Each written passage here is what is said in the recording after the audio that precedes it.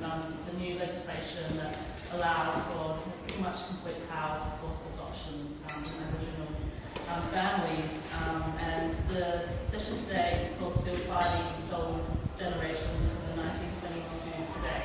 And we're really lucky to have with us today Lizzie Jarrett, who's leading Aboriginal activist in Sydney, and also Padraic Gibson, who is a member of Solidarity Research at UTS.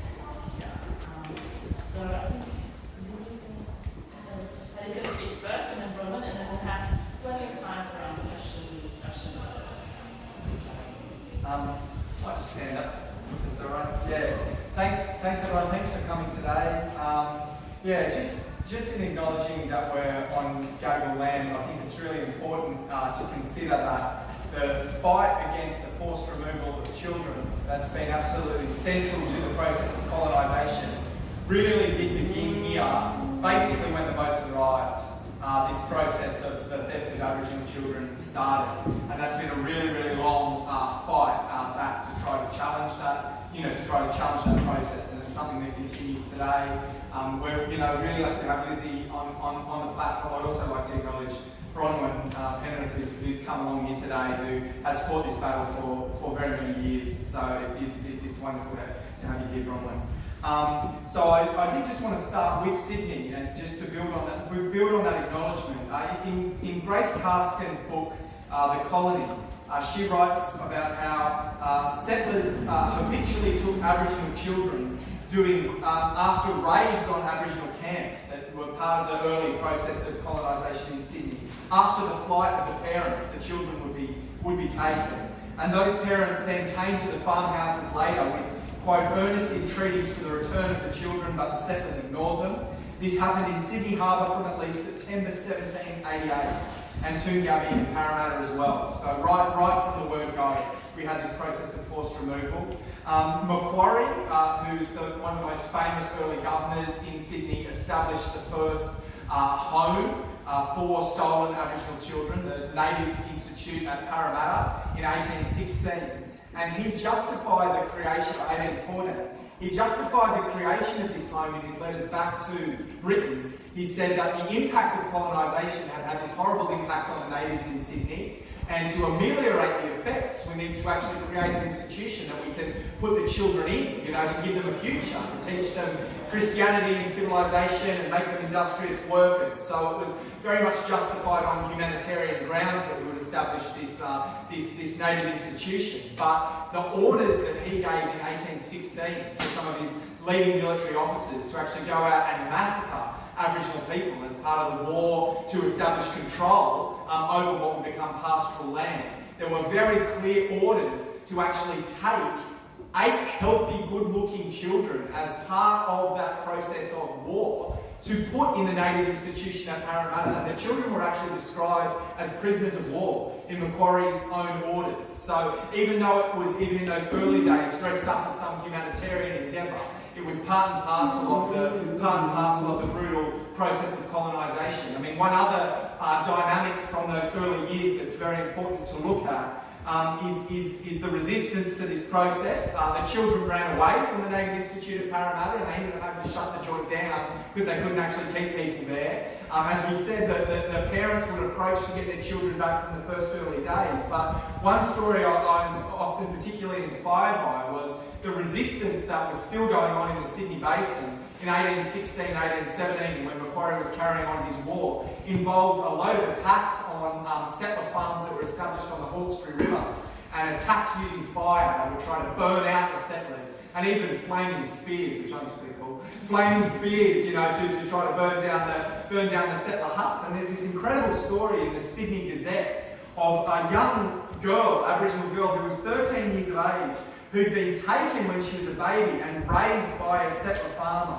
And the Gazette says she was a perfect stranger to the manners of her kindred, to the Aboriginal people. But when this war was on, she was caught burning down the house of the man who'd actually taken her as a child. And they said that she'd been seen fraternising with the natives that were actually launching the raids on those settler farms as well. So that's also an important dynamic that's in there, is that the children that are taken and the children that are raised, in a white society you so often through history you can see, learn the ways, if you like, of the colonial system, but continue to identify with their people, continue to establish, re-establish relationships with their people, and use the skills that they've got and the insight they've got to actually prosecute that struggle going forward. And I'll go on to talk about some of that. But there are some really key dynamics actually in the removal process. That from the very early days that I've just described have I think continued right throughout Australian history. The first is that forced child removal is used as a method to actually attack collective Aboriginal life, to attack Aboriginal people, explicitly to try and implement, the colonial project, to take the land, to break the resistance, to break, the political resistance that's actually coming from those communities. So it's a deliberate weapon, of the coloniser. We will force you to assimilate. We will force you to surrender, in the face of our power. But the second, aspect that I think that's been a really important feature of child removal, and that structures, I think, most of the child removal that happens today, not all of it, but that I discuss, is that what you have is you have an intervention by the state into the lives of Aboriginal families where there actually is serious issues going on because of how broken and how oppressed those families, actually are, given the racism, the deep racism, the vicious racism that exists in Australian society. So they intervene on humanitarian grounds, but the solution that you actually get is one which reinforces the legitimacy of the state, reinforces the legitimacy of the system, and stops the capacity for communities to actually recover themselves and self-determine themselves and raise their children themselves. So that I think is also a really crucial dynamic that you've actually seen play throughout history. And some of the impetus for having this talk, as Faye mentioned, was the scale of the real crisis of contemporary removal of Aboriginal children. I mean, I'm wearing a shirt here, Shut Youth Prisons. Just yesterday, there were black kids, really young kids, on the roof of the Dondale Detention Centre protesting the conditions that they're subjected to in that detention centre. The response of the state was to deploy heavily armed police with assault rifles, tactical response group, to actually charge into those centres and put down the rebellion of these children. All black children, mind you, every single one of them, in juvenile institutions, in the Northern Territory, are Aboriginal children. There's that crisis that's going on not just in the Northern Territory but right across Australia. It's very vicious and brutal. The majority, overwhelming majority Australia-wide of children in the youth detention system are Aboriginal children. And we're talking about 2-3% of the Australian population is Aboriginal people. So it's just an extraordinary extent to which you consider that apparatus of the state is directed overwhelmingly in the majority against Aboriginal people. And then there's the so-called child protection system. And we've seen, since the late 90s, and the coming of the Howard government, the overt, sort of assimilation project that Howard really championed, the withdrawal of the social services that have been, particularly acutely affected Aboriginal communities, but all poor and working class, communities are suffering through. The increase in funding to the repressive apparatus, to the police, to the child protection, etc. You have seen an explosion, in the last 15 years of Aboriginal children being taken into the care of the state. I mean, it's increasing for all poor and oppressed communities, but for Aboriginal children in particular, it's just absolutely out of control. Every year, when you look at the statistics, you have about 1,000, new Aboriginal kids actually coming into the out-of-home care system. Across Australia today, you've got 19,000 Aboriginal kids that are living in out-of-home care, and we've just got a situation in New South Wales where the Liberal government is pushing forward an agenda which makes it so much harder to get those kids back to their families once they're taken. Right, so the legislative changes that they're pushing through, they call permanency planning, and that means that once a child is taken, a parent only has 2 years to get their act together, and show that they can, look after their children properly, the risk of harm or whatever has been ameliorated. That's often, completely impossible. You look at the homelessness crisis that's gripping, all people in this city, and more than a third of the homeless in Sydney itself are Aboriginal people. you look at the substance misuse and abuse crises that are out there, there's virtually no proper rehabilitation services. The mental health crises that are out there, there's virtually no assistance. And then a family that's struggling, that has its children removed, which just shoves you into the gutter even more. They say, you've got 2 years, the clock's ticking, and we're going to put that child in a permanent placement, is what they go. And the court, when they're coming to consider whether or not to restore children to their family, they will have to, first of all, consider the stability of the placement. So even if mum or dad or whoever the family members might be have completely, they've got a job, they've got a new house, they're paying a mortgage, they're doing something. I know many professional Aboriginal women who can't get their kids back. They've got the housing, etc. They can't get their kids back because what the court cares about is permanency for the child and keeping children in this permanent sort of care arrangement, not what's actually going on, at home anymore. So that has really been ramped up as a policy agenda, and that's going to be devastating. They say that they can move towards adopting the children. The first thing they do is they create what's called parental responsibility orders to be transferred to the actual carer. So instead of the state having the parental rights over the child and giving a foster carer those rights, they transfer parental responsibility to the carer, and then the next step is for the person to be adopted. And that just completely severs any legal relationship between the child and their birth family. They can change their birth certificate, they can change their name, they can, and there's no recourse to be able to actually come home. So it is a really, really acute sort of period that we're living through in terms of the mass removals that are going on and the really harsh policy agenda that's there in place. But for the rest of the time that I've got, I thought I'd actually just go back and step back and look at some of the history, some of the political history of the resistance to child removal. I mean, I talked about the Frontier War period, and that's a quite particular period, where kids were taken as part of an open war, where kids were put into slave sort of labour situations on stations and other things, as part of the extension of pastoral capitalism. But really, the contemporary system that we're looking at, began in the 20th century and began alongside the creation of welfare services that were basically an attack on the whole working class, right? So you would have these welfare services that basically said it's the job of the family, and particularly the job of women, to raise workers and to bear the social costs of reproducing workers, right? And if you can't manage because you're too poor or you're suffering for some reason, we will violently intervene, take the child off you and give it to a middle class,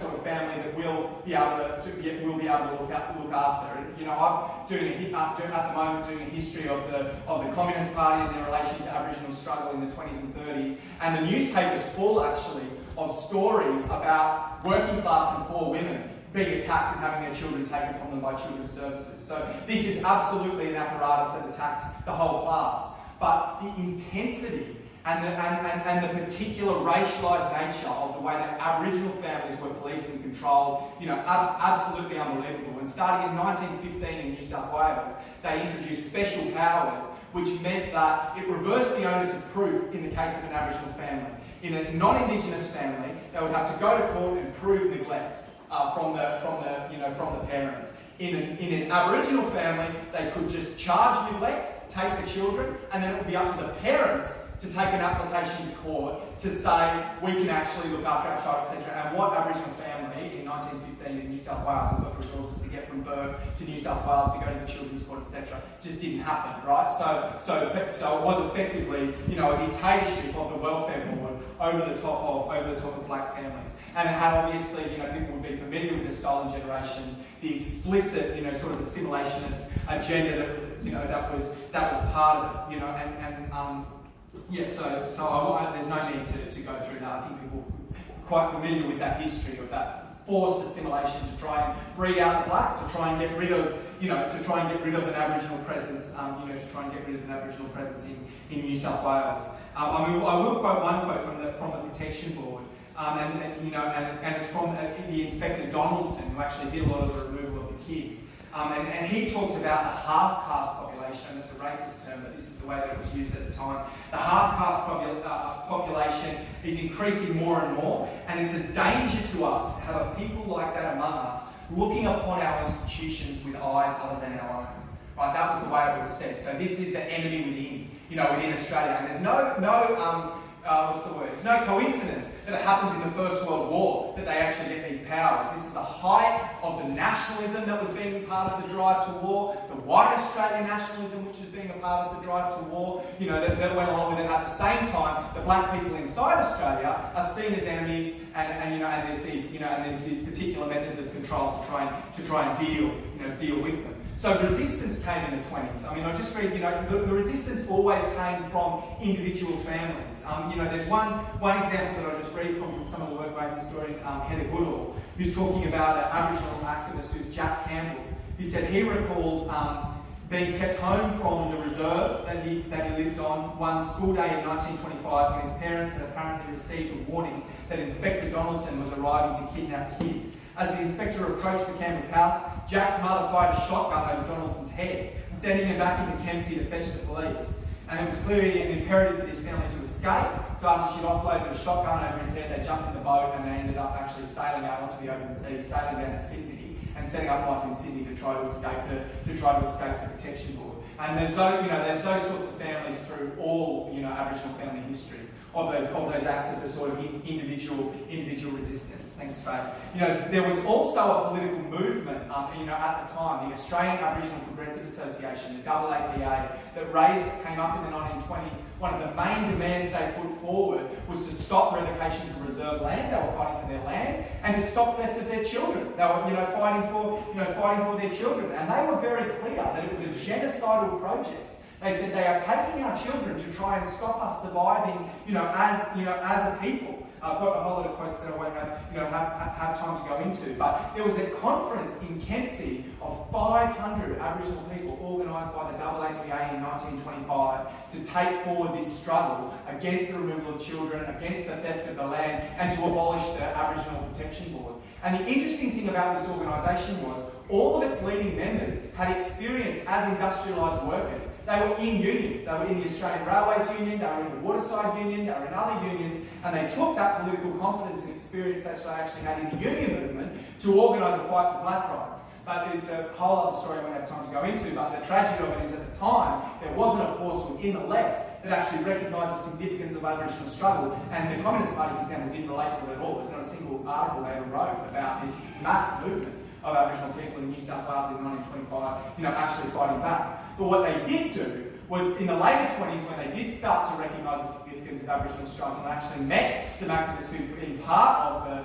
AAPA, they came out with a manifesto for Aboriginal rights, which put forward very strongly the demands in 1931 against forced removal of children. I'll just read from some of the manifesto. They said, mothers and fathers have